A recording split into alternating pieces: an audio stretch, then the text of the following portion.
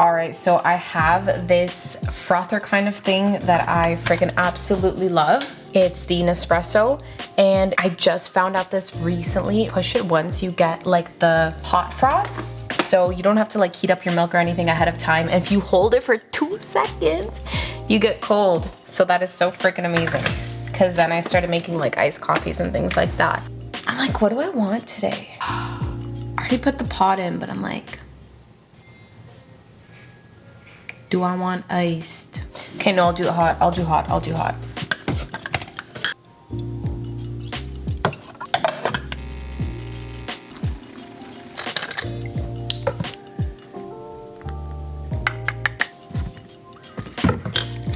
This is what I'm saying. Look, it's like 2 per frickin' The plan for today is we're gonna have this coffee.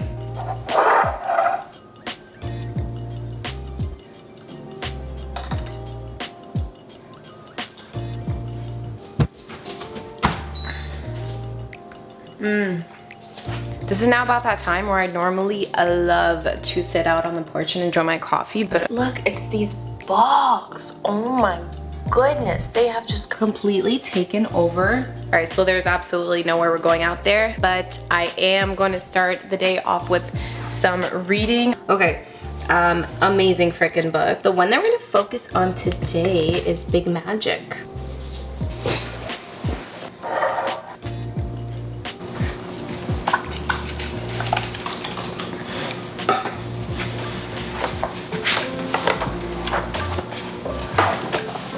My bookmark. Oh my gosh. It's a little Beatles guitar pick, of course.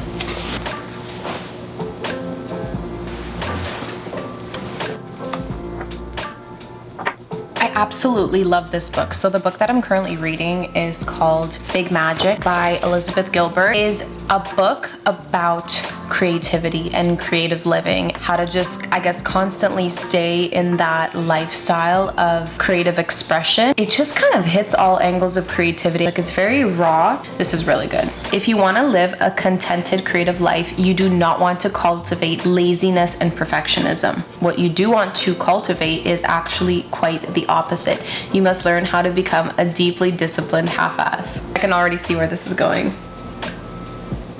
Perfectionism stops people from completing their work. Yes, but even worse, it often stops people from beginning. I love that so much because I feel like myself as an artist, I struggle with this a lot. If it's not perfect and if I don't know how to fully execute it, I have such a hard time getting started. And this is actually what I have encountered as I'm creating the Joker painting. It was on my mind for a very long time, and the reason that I didn't start working on it was like specifically for these reasons that I felt like I couldn't, you know, bring that vision to life in the way that I wanted to. And I must say, like, now that I have begun, painting is very forgiving, and if you mess up, you can honestly paint over and do it again. And I think as artists and creatives, sometimes we're stuck in this like trap of things being irreversible, and if our ideas don't come out right the first way, we don't want to do them at all, and that really hinders us from growing. It hinders us from exploring different areas of art and different, you know, styles that maybe we would never have tried. And honestly, some of the best things come out of accidents. Like, you can't just stop creating because, you know, it's not fair that we put that kind of pressure on our creativity. But honestly, you have to read this book. It doesn't really matter what level or I guess like walk of creative life you're really in. I think that this can apply to anybody who like does any sort of creative thing, whether that's like cooking, writing, drawing, knitting. It doesn't matter.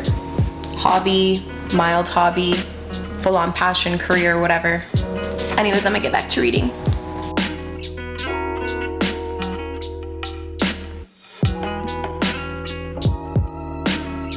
I normally like to read for about like 20 to 30 minutes a day if I'm really looking into a topic or there's something that I'm like devouring. For example, this book is gonna be really pertinent and I guess like time sensitive to me in the next little bit.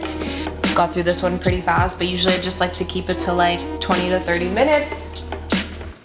Floating shelf from Amazon, literally the best thing ever. I wouldn't say that it is flimsy. You can definitely knock it over, so don't. precious calaveras from Mexico. Probably gonna get more the next time we go. Or just like more decor, more artwork.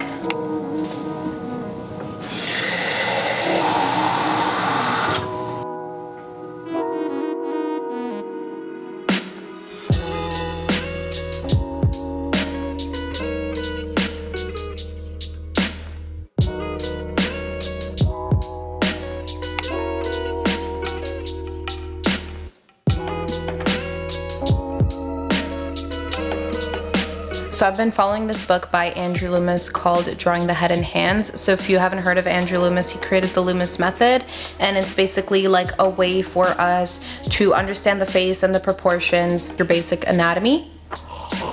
And I had a goal last year of finishing this book, and I didn't even get halfway through. And here's the thing, because like the things that we tend to struggle with the most are the ones that we'll face the most resistance in, kind of like avoidance, because we don't want to fail, we don't want to mess up. Again, it's that like perfectionism and getting it right on the first time. So this is something I've had to like consciously just like sit down and go through the practice and really start to enjoy that process, because portions and things like that is something that I struggle with the most. So it is very challenging, and that's why this Joker painting too is presenting a challenge to me, like in the best way possible, because I'm growing as an artist. But this is why it's important to make time out of your actual creation time to really just like sit and learn the basics, because you doing your art isn't going to necessarily isolate a specific skill for you to improve and elevate your craftsmanship, right? So just got some like basic paper, charcoal that I borrowed from a coworker at school who's also an artist. So that's like super exciting that even in the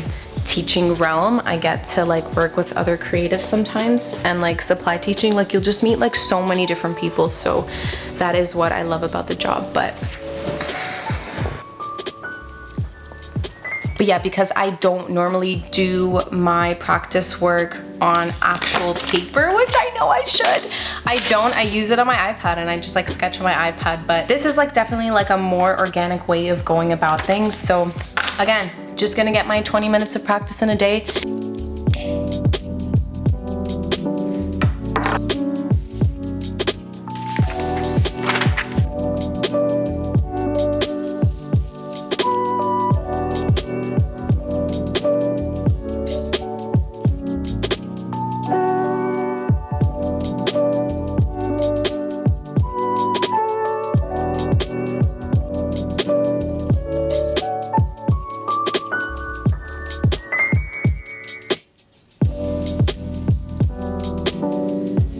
We're gonna keep working on it, but that's looking a little weird there because I feel like, yeah,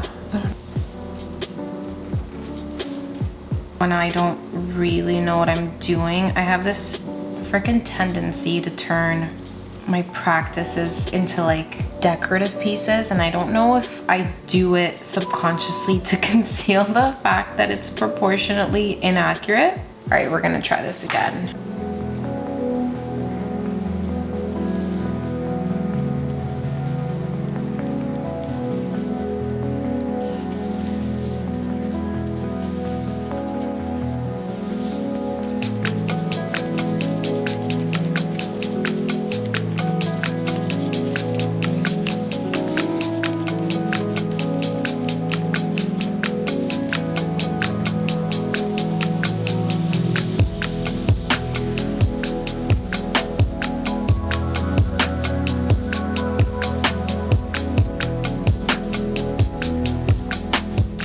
My practice again turned decorative and kind of sad.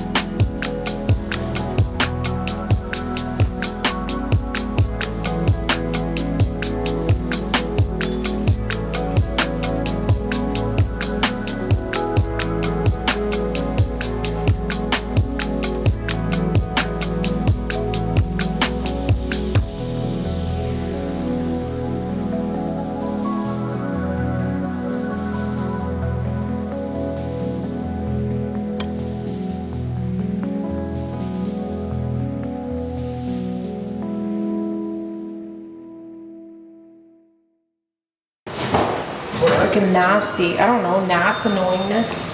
Because they don't bite. They do something. Goodbye.